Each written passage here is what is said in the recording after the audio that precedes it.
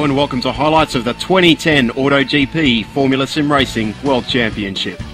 Round 16 of the championship is the Japanese Grand Prix, the only figure 8 track on the FSR calendar. Originally built as a test track for Honda, this is one of the oldest remaining circuits in Formula 1. Ronnie Hannell claimed pole position for the second time in his career, just edging out Go Speed's Artse Kirchhoff. Bono Huis would have to settle for third on the grid, ahead of Bruno Marquez in fourth. Lee Morris, now driving for Simcraft, qualified in 5th, and Patrick De Witt made 6th on the grid. Off the start line, everyone appeared to have an equal launch. Bono Huis managed to get alongside Artse Kirchhoff, but ultimately all drivers in the top 10 held on to their respective positions. The entire field of 18 cars safely made it through the opening corner and into the following chicanes. However, things soon got messy at the end of the lap when Fredrik Nilsson was squeezed onto the curb by Jarkko Mäkinen and a mini pile-up occurred involving Blair Disley and David Greco. Disley limped into the pits with no front wing. Greco now had a damaged car and Nilsson was left stranded on the curb. At the front, Huis wasted no time in passing Kirchhoff, getting a good run on his fellow Dutchman down into the first corner.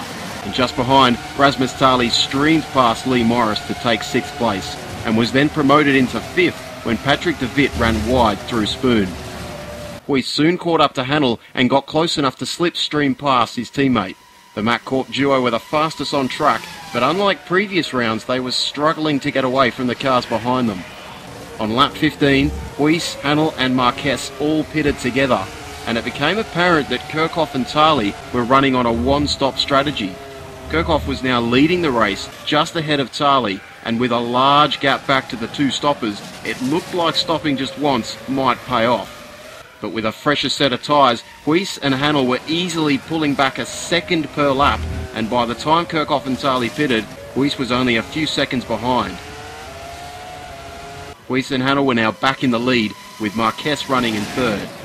Now in 4th position, Kirchhoff desperately tried to hold off Tali, and after some close side-by-side driving, Kirchhoff eventually locked up into the final chicane, allowing Tali to get through. The second set of stops again temporarily gave Tali and Kirchhoff the top 2 positions, and Hannell somehow leapfrogged teammate Huis, though it wasn't long before Huis was back in front, making a somewhat bold pass just before Spoon. After coming off the track in the opening laps, Mikko Puumalainen had spent most of the race playing catch-up, but his one-stop strategy had worked well for him, and the Finn was now up into 6th position, ahead of Mäkinen in 7th. The worn tyres of Kirchhoff were not enough to hold off the Mack Corp cars behind him. Huis easily slipped by, and Hannell made a daring pass up the inside of the hairpin to overtake the Go Speed Racing driver.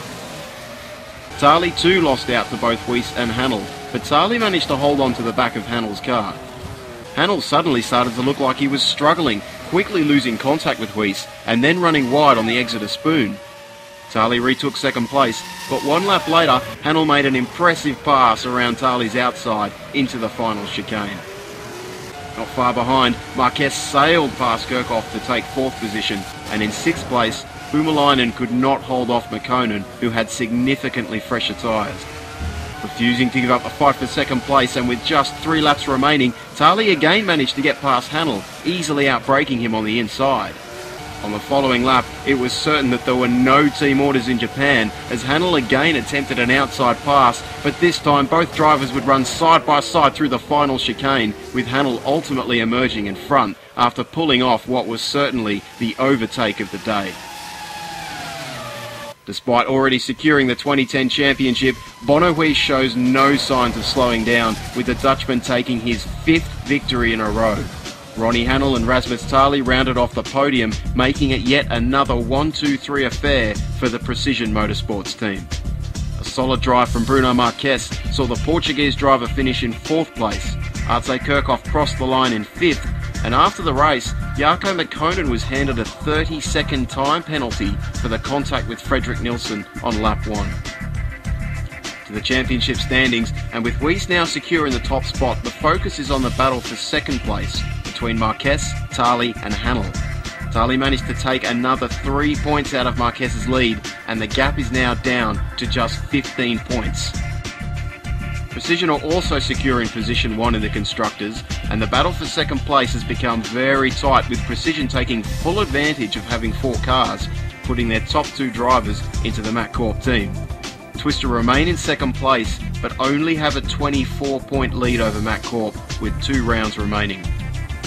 The next round will be the Brazilian Grand Prix. Tune in at 5:25 PM GMT on the 17th of October for the multi-BC broadcast.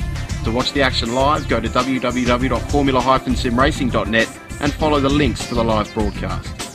We hope you've enjoyed this presentation. I'm Simon Adebisi, and we'll see you at Interlagos for the penultimate round of the 2010 AutoGP FSR World Championship.